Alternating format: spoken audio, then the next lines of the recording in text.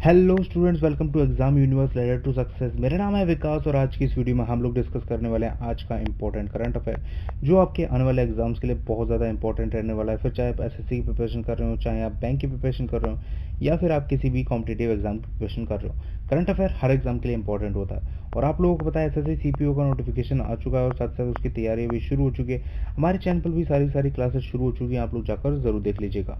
बात करें अगर आज की, तो आज है 3 जुलाई। और अगर आप लोग इस वीडियो का पीडीएफ डाउनलोड करना चाहते हो ना, अगर आप लोग बाद में इसे पढ़ना चाहते हो या मतलब पीडीएफ चाहते हो, तो इस आप लोगों को हमारे टेलीग्राम चैनल का लिंक डिस्क्रिप्शन में मिल जाएगा। वहाँ से जाकर आप लोग हमारे टेलीग्राम चैनल को ज्वाइन कर लीजिएगा और साथ ही साथ सारी पीडीएफ हमारे जितने भी वीडियोस आती हैं उनकी पीडीएफ आप लोग बड़ी आसानी से डाउनलोड कर सकते हैं। और अगर आप लोगों के लिए वीडियो हेल्पफुल रहता हो तो वीडियो को लाइक और शेयर जरूर कर दीजिए और चैनल को सब्सक्राइब जरूर कर लीजिएगा।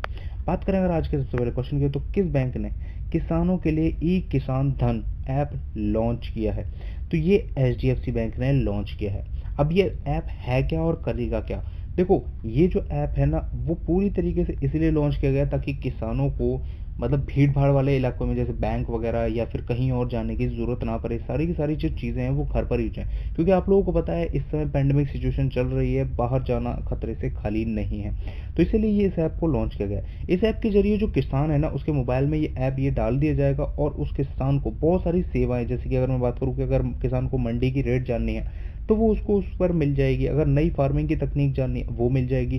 वेदर फोरकास्टिंग जाननी है तो वो भी मिल जाएगी। नई फसलों के बारे में जानना है तो वो भी मिल जाएगी। सारी की सारी जो जानकारी है उसे एसएमएस के थ्रू मिल जाएगी। और अगर मैं बात करूँ और भी जो बैंक से रिलेटेड जो चीज़ें होती हैं ना, जैसे कि अगर उसे लोन चाहिए तो लोन भी उसको इसी पर मिल जाएगा। उसे बैंक भी जाने की ज़रूरत नहीं है। पूरी की पूरी प्रक्रिया ऑनलाइन कर दी गई है। सारी की सारी जो एलिजिबिलिटी है और जितना भी पैसा वगैरह है वो सारी की सारी इसी से होकर आ जाएगा। किसान को कहीं पर जाने की ज़रूरत नहीं है। तो ये बहुत अच्छा इनिशिएटिव है ई किसान धन ऐप, जो कि एचडीएफसी बैंक द्वारा लॉन्च किया गया। बात करें अगर हम एचडीएफसी की, तो देखो आप लोग चलो फुल फॉर्म बताना एचडीएफसी की फुल फॉर्म क्या होती है, ठीक है। और अगर मैं इसका फाउंडेशन बताऊं तो फाउंडेशन है इसका 1994 का, और इसका हेडक्वार्टर जो है वो है मुंबई में, ठीक है। तो इतनी जानकारी आप लोग याद रखिएगा। और अगर हम इसके सीईओ की बात करें तो वो है आदित्य पुरी, ये इसके सीईओ हैं एचडीएफसी बैंक के। तो इतनी जानकारी आप लोगों को इस क्वेश्चन से याद रखनी है। अगला है कि किस देश की सेना ने निगार जौहर को प्रथम महिला लेफ्टिनेंट जनरल के रूप में नियुक्त किया है? तो ये पाकिस्तान ने किया है। तो पाकिस्तान पहला देश बन गया है जिसने कि इस तरीके को, सॉरी, पाकिस्तान में इस तरीके की पहली बार हुआ है, पहली ये महिला बनी है जिन्हें लेफ्टिनेंट जनरल नियुक्त किया गया है, ठीक है। तो ये कौन है? निगार खान, ये उनका फोटो है, ये मैं आप लोगों को दिखा देता हूँ। ओके, तो ये है इस समय मेजर जनरल, ठीक है। और ये फर्स्ट फीमेल बनी है जो लेफ्टिनेंट जनरल बनी है। और इनके देश में पाकिस्तान में ये तीसरी ऐसी महिला है जो आर्मी में ऐसे वुमेन जो हैं जो ऑफिसर रैंक पर पहुंची हैं। इनसे पहले जो दो थी वो थी पहली शाहिदा बादशाह और दूसरी थी शाहिदा मलिक। तो ये दो और थी, ये थर्ड नंबर की। देखो दोनों चीज़ों में फ़र्क है। ये फर्स्ट तो बनी है फीमेल लेफ्टिनेंट जनरल और ये थर्ड बनी है ऑफिसर रैंक पे आने वाली, ठीक है। तो ये दोनों चीज़ों में कंफ्यूज मत होना आप लोग। बढ़ते हैं अगले क्वेश्चन की तरफ। तो अगर हम चलो पाकिस्तान के बारे में थोड़ा सा और बता देता हूँ आप लोगों को। पाकिस्तान की जो कैपिटल है वो है इस्लामाबाद। जो इस समय पीएम है वो है इमरान खान और जो प्रेसिडेंट है वो है आरिफ और अलवी, ठीक है। तो इतनी चीज़ आप लोगों को पाकिस्तान के बारे में याद रखनी होगी। बात करते हैं अगर अगले, तो कोविड-19 का पता लगाने के लिए कौन से आईआईटी ने एआई आधारित उपकरण विकसित किया है? तो ये किया है आईआईटी गांधीनगर ने। अब ये क्या चीज़ है? देखो, ये एक एआई टूल है, ठीक है। जैसे एआई ऐप होता तो ऐप वगैरह होता ना, इसी तरीके की फॉर्मेशन में ये क्या करेगा, जैसे कि अगर किसी में शुरुआती सिम्टम्स दिखाई देते हैं, तो अगर जैसे कोविड-19 के शुरुआती सिम्टम्स दिखाई देते हैं तो उसको टेस्टिंग के लिए ले जाने से पहले या टेस्टिंग कराने से पहले अगर आप लोगों को शक है तो आप लोग ये जो एआई है ना, इससे टेस्ट करके देख सकते हो और आप लोगों को पता चल जाएगा कि वो जो पर्सन है उसको कोरोना वायरस है या नहीं है। अगर है तो उसको आगे फर्दर इलाज के लिए लेके जाया जाएगा और अगर नहीं है तो फिर उसको कुछ नहीं किया जाएगा, घर पे रखा जाएगा, ठीक है। और ये जो तकनीक है वो चेस्ट एक्सरे इमेज के तौर पर काम करती है, जिससे कि चेस्ट का जो एक्सरे होता है उसे इसमें अपलोड किया जाता है और उसके बाद वो डिटेक्ट करके बताता है कि इसको कोरोना वायरस है या नहीं है। तो ये काफ़ी अच्छा इनिशिएटिव है जो कि आईआईटी गांधीनगर द्वारा शुरू किया गया, ठीक है। बढ़ते हैं आगे।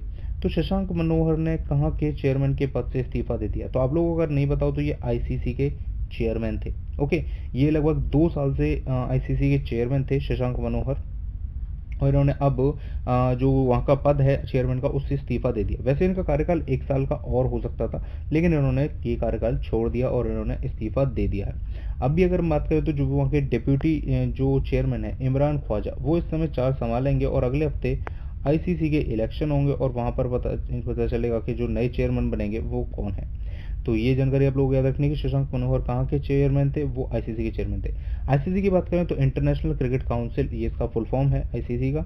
और अगर इसके हेडक्वार्टर की बात करें तो ये है दुबई में। ठीक है, बढ़ते हैं आगे। देखो, मत्स्य संपदा के प्रथम संस्करण का शुभारंभ किसने किया है, तो ये गिरिराज सिंह ने किया है। अब गिरिराज सिंह कौन है, ये है union minister of fisheries, animal husbandry and dairying.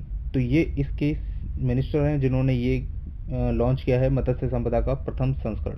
अब ये मत्स्य संपदा क्या है, देखो मत्स्य संपदा होती है जो फिशरीज जो डिपार्टमेंट होता है ना, डिपार्टमेंट ऑफ फिशरीज एंड जो ऑपरेशनल गाइडलाइंस ऑफ प्रधानमंत्री मत्स्य संपदा योजना, जो प्रधानमंत्री मत्स्य सेवा योजना, जिसे मैं प्रधानमंत्री मत्स्य सेवा योजना बोला जाता है, और इसे लॉन्च किया गया था, अभी लॉन्च किया गया था, ज़्यादा पुराना नहीं है, मई में लॉन्च किया गया था।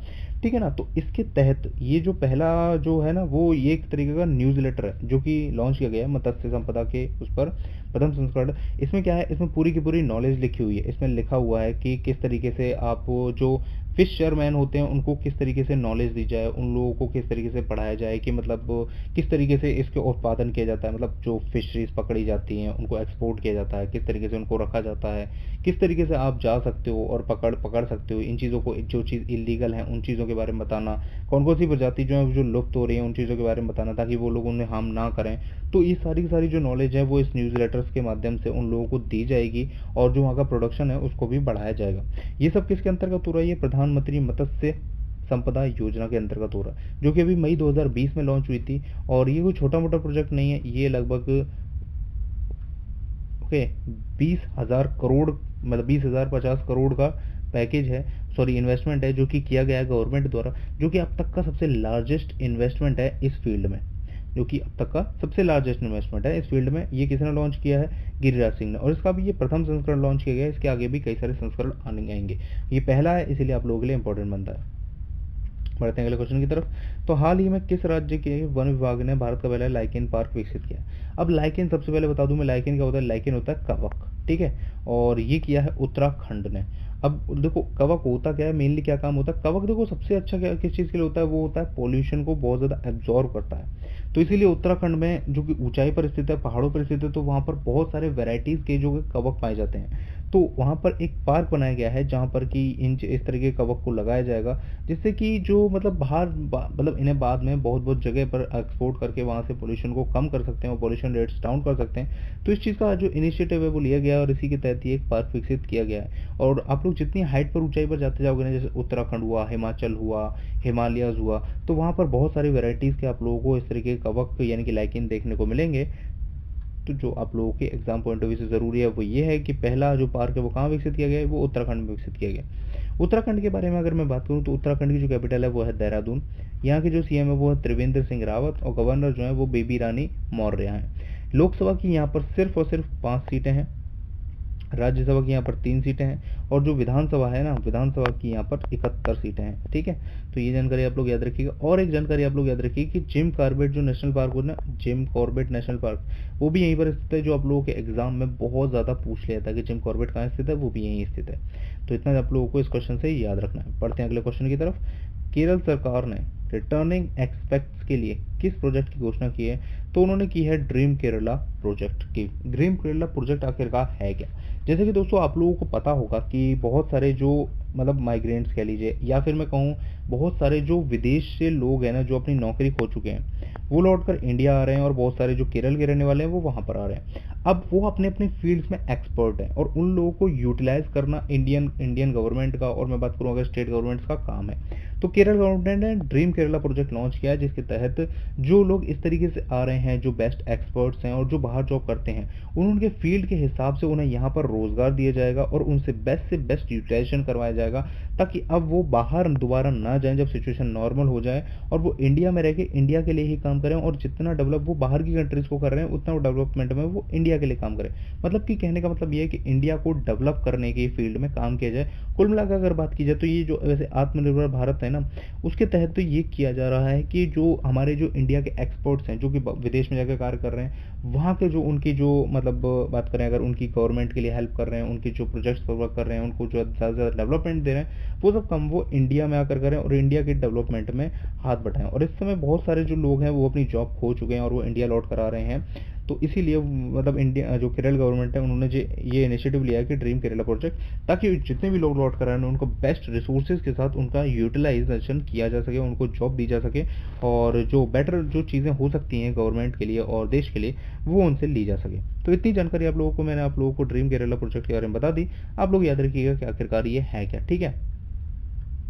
ओके, अगर मैं बात करूँ केरल के बारे में, तो केरल की जो कैपिटल है वो है त्रिवेंद्रपुरम, सीएम है पिनरई विजयन, ठीक है, और जो गवर्नर है वो है आरिफ मोहम्मद खान, ठीक है। तो इतनी जानकारी आप लोग याद रखिएगा। बात करते हैं अगले क्वेश्चन के बारे में। तो कौन सा खिलाड़ी 21वीं सदी का भारत का सबसे मूल्यवान खिलाड़ी बन गया है जो दुनिया की सूची में यानी कि विश्व की सूची में सेकंड नंबर पर? तो ये है रविंद्र जडेजा, ऑलराउंडर हैं, इंडियन क्रिकेट टीम में खेलते हैं। तो ये अब बन गए हैं 21वीं सदी के भारत के सबसे मूल्यवान खिलाड़ी। ये बैटिंग के तौर पे, बॉलिंग के तौर पे और फील्डिंग के तौर पे तीनों के विभाग में सक्षम है और भारत के लिए खेल में बहुत अच्छा योगदान करते हैं। तो इसीलिए इन्हें इस समय most valuable player of 21st century India के लिए चुना गया। और दुनिया की अगर हम बात करें जो मोस्ट वैल्यूएबल प्लेयर्स की लिस्ट है उसमें इन्हें दूसरे स्थान पर रखा गया। तो इतनी जानकारी आप लोगों को याद रखनी है, ठीक है। इन्होंने अभी हाल ही में पिछले साल अपने जो है सेकंड फास्टेस्ट इंडियन बने थे जिन्होंने 200 विकेट कंप्लीट किए हैं, सेकंड फास्टेस्ट। फर्स्ट है रविचंद्रन अश्विन, इन्होंने कितने में किए? इन्होंने 44 टेस्ट में किए और रविचंद्रन अश्विन ने 37 टेस्ट में कंप्लीट कर लिए थे। तो इतनी जानकारी आप लोग याद रखिएगा।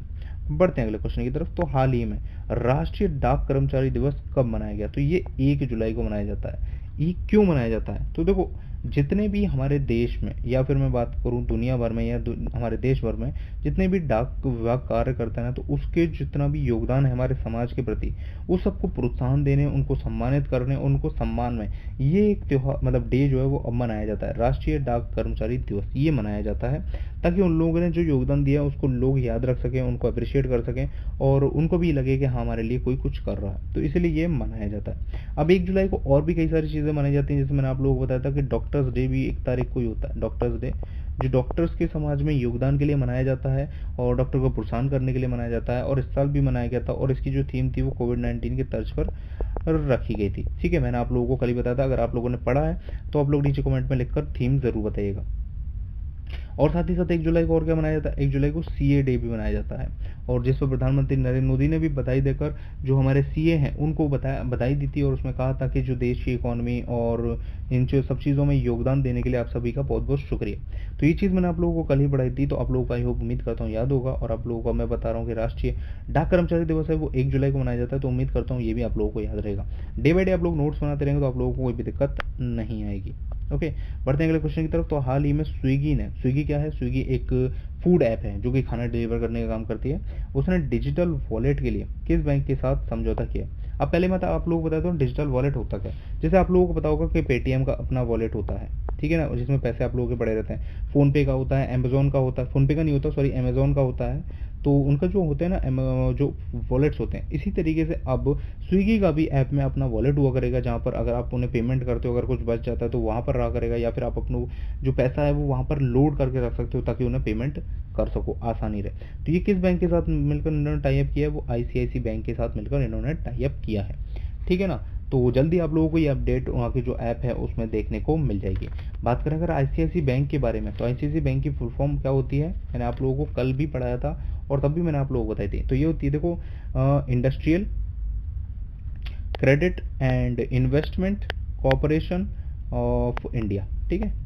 तो ये होती है आईसीआईसी बैंक की फुल फॉर्म। और बात करें अगर इसकी फाउंडेशन के बारे में, तो फाउंडेशन बहुत पुराना है, 1994 का फाउंडेशन है। हेडक्वार्टर इसका मुंबई में है और जो इसके सीईओ हैं वो हैं संदीप बख्शी।